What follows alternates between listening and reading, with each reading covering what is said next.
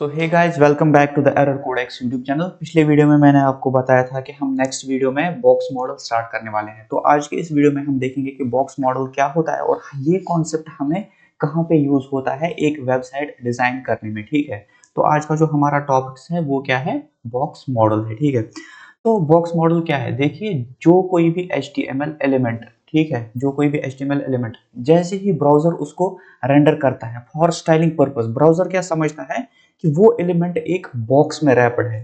ठीक है, तो यहाँ पे मैं लिख लेता हूं, जो हमारा HTML एलिमेंट है, ब्राउजर क्या काम करता है, ब्राउजर फॉर स्टाइलिंग पर्पस वो समझता है कि ये एलिमेंट क्या है, एक बॉक्स में रैप्ड है और इस बॉक्स के पास चार चीजें हैं। सबसे पहला चीज, उसके अंदर कुछ कंटेंट है। ठीक है, दूसरा चीज, इस बॉक्स के अंदर क्या है, कुछ पैडिंग होगी, इसके अंदर कुछ पैडिंग होगी। तीसरी चीज, इस बॉक्स का कुछ मार्जिन होगा एंड फोर्थ वन, इस बॉक्स का कुछ बॉर्डर होगा। Actually this border is third one and this margin is fourth one. ठीक है, तो ये आप इसी हिसाब से एडजस्ट करना। तो होता क्या है, हमारा जो ब्राउजर है वो इस एलिमेंट को कैसे समझता है, वो समझता है कि सबसे पहले अंदर, उसके अंदर कुछ क्या होगा, कंटेंट होगा। ठीक है, ये कुछ कंटेंट है इस एलिमेंट के अंदर। उसके बाद वो क्या समझता है, यहाँ पे पैडिंग टॉप होगी, यहाँ पे पैडिंग राइट होगी, यहाँ पे पैडिंग बॉटम और ये पैडिंग लेफ्ट। ठीक है, वो समझता है कि ये क्या है, इसकी पैडिंग है। कौन समझता है, मतलब ब्राउजर एक एलिमेंट को कैसे रेंडर कराता है। उसके बाद वो देखता है कि ये बॉर्डर टॉप होगा, ये बॉर्डर बॉटम होगा, सॉरी ये बॉर्डर राइट होगा, ये बॉर्डर बॉटम होगा और ये बॉर्डर लेफ्ट होगा। तो ये हमारा आ गया बॉर्डर, थर्ड एलिमेंट एक बॉक्स मॉडल का। और सबसे लास्ट प्रॉपर्टी जो कि है मार्जिन, ब्राउजर समझता है यहाँ पे मार्जिन टॉप होगा, यहाँ पे मार्जिन राइट होगा, यहाँ पे मार्जिन बॉटम होगा और ये मार्जिन लेफ्ट होगा। ये फोर्थ एलिमेंट है इसका। ठीक है, इसका मैं आपको प्रैक्टिकल प्रूफ भी दिखाऊंगा कि हमारा ब्राउजर इसको एक्चुअली ऐसे ही समझता है कि हमारा एक एलिमेंट जो है HTML में वो कैसा दिखता है। ठीक है, तो इसको करने के लिए मैंने क्या किया है, सिंपली एक HTML फाइल यहाँ पे बनाई है और उसके अंदर एक एलिमेंट बना दिया है मैंने div, जिसका क्लास मैंने रखा है कंटेनर और उसके अंदर मैंने क्या कंटेंट डाला है, कंटेनर। और इसको मैंने यहाँ पे CSS में टारगेट किया है with the help of class name. यहाँ पे मैंने सबसे पहले इसको कुछ यहाँ पे बॉर्डर दिया है, उसके बाद कुछ हाइट और विड्थ, विड्थ हम यहाँ पे 100 पिक्सल कर देते हैं। ठीक है, यहाँ पे मैंने इसको कुछ हाइट और विड्थ दी है और साथ ही साथ मार्जिन और पैडिंग भी दिया है। ठीक है, अब अगर हम इस एलिमेंट को यहाँ पे UI पे देखेंगे तो ये हमें ऐसे दिखता है। लेकिन ब्राउजर क्या काम करता है, ब्राउजर इसको एक्चुअली समझता है कि ये एक बॉक्स है। अब अगर यहाँ पे स्टाइल्स पे यहाँ पे मैं स्क्रॉल करूँ तो ये देखिए इसका एक बॉक्स मॉडल बन चुका है, जिसके सबसे अंदर क्या है, ये कंटेंट है। देखिए इसके डायमेंशंस जो है वो 100x50 आ रहा है, मतलब 100 पिक्सल इसकी विड्थ है और 50 पिक्सल क्या है, इसकी हाइट है, जो कि एक्चुअली में हमने यहाँ पे सेट किया 100 पिक्सल विड्थ और 50 क्या की है, हाइट। ठीक है, उसके बाद यहाँ पे पैडिंग आ रही है, 10 पिक्सल आ रही है हर साइड से, क्योंकि हमने CSS में सेट की है पैडिंग, यहाँ पे 10 पिक्सल दे दो हर एक साइड। ठीक है, अब अगर हम ये चेंज करते, मैंने आपको बताया है कि शॉर्ट हैंड, अगर ये 10 पिक्सल यहाँ पे रखेंगे और 5 पिक्सल यहाँ पे रखेंगे तो ये 10 पिक्सल जो है ये कैसे काम करेगा, वर्टिकली मतलब टॉप और बॉटम में, और ये 5 पिक्सल हॉरिजॉन्टली मतलब लेफ्ट और एंड में। ठीक है, तो ये देखिए वैल्यूज यहाँ पे चेंज होगी, ये पैडिंग टॉप में 10 आ रही है, बॉटम में भी 10, लेफ्ट में 5 आ रही है और राइट में भी 5 आ रही है, ये हमारी पैडिंग है। उसके बाद बॉर्डर का वैल्यू आ रहा है 2, बॉर्डर हमने यहाँ पे 2 पिक्सल दिया है, अगर हम इसका वैल्यू यहाँ पे 5 पिक्सल करते तो ये देखिए यहाँ पे बॉर्डर का वैल्यू भी कितना हो गया, 5 पिक्सल हो गया है। फिलहाल इसको 2 ही रहने देते हैं, तो बॉर्डर का वैल्यू यहाँ पे 2 पिक्सल हो गया। और उसके बाद सबसे आउटर वाला पार्ट क्या आता है, मार्जिन। ये देखिए ऑल्दो मार्जिन एक एलिमेंट की हाइट में कैलकुलेट या विड्थ में कैलकुलेट नहीं होता है, मतलब इंक्लूड नहीं होता है। ठीक है, लेकिन फिर भी हम इसको कंसिडर करते हैं क्योंकि यूआई पे तो ये जगह ले रहा है। ठीक है, और ये जगह कोई और एलिमेंट भी नहीं ले सकता है। अगर हमें एक एलिमेंट की हाइट और विड्थ निकालनी होगी तो एक्चुअल में वो हाइट और विड्थ ये वैल्यूज नहीं होती है। ठीक है, जो हमने यहाँ पे दिया हाइट 50 पिक्सल और विड्थ 100 पिक्सल, एक्चुअल में क्या होता है, एक अगर हम विड्थ की बात करें, विड्थ में क्या होगा, एक तो पैडिंग भी इंक्लूड होगी, उसके बाद बॉर्डर का साइज भी इंक्लूड होगा, उसके बाद मार्जिन भी इंक्लूड होगी। ठीक है, यहाँ पे मैं आपको फॉर्मूला की मदद से बताऊंगा, अगर हमें एक्चुअल हाइट और एक्चुअल विड्थ निकालनी होगी तो वो किसके बराबर आता है। ठीक है, इसी को हम यहाँ पे कंसिडर करेंगे इस डायग्राम को। अगर मुझे एक्चुअल विड्थ निकालनी होगी।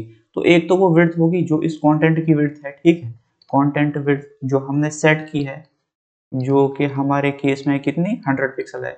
और क्या आएगा, एक आएगा इस बॉर्डर की, बॉर्डर लेफ्ट, हम बोलेंगे बॉर्डर लेफ्ट प्लस, और ये राइट में कितना बॉर्डर है, border right plus padding left plus padding right. ये मार्जिन कैलकुलेट नहीं होता है एक एलिमेंट के साइज में, ठीक है। मार्जिन क्या है, आउटसाइड बॉर्डर है।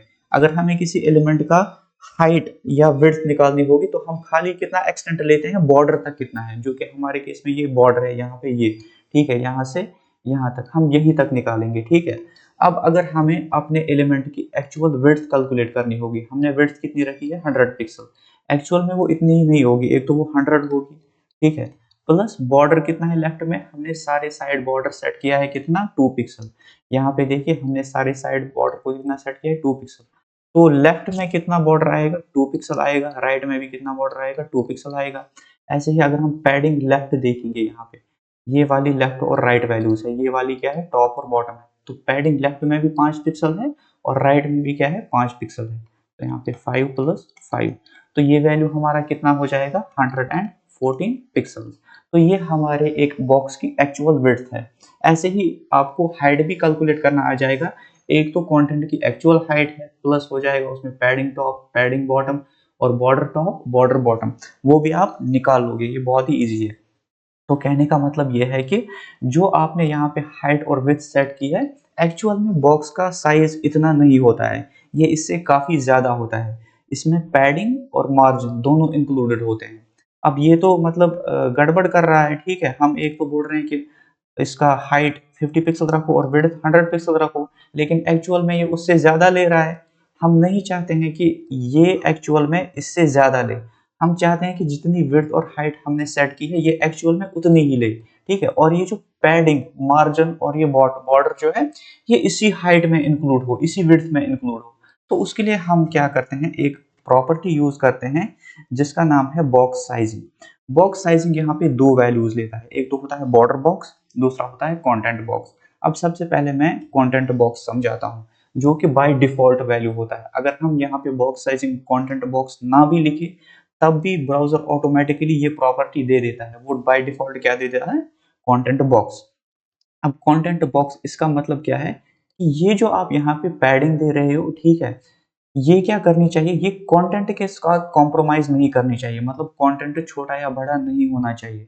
बाकी जो बॉक्स का साइज जो है वो छोटा या बड़ा हो सकता है। अब इसका क्या मतलब है, यहाँ पे मैं आपको प्रैक्टिकली दिखाता हूँ, इंस्पेक्ट करेंगे। सबसे पहले हम इस एलिमेंट को सिलेक्ट करेंगे।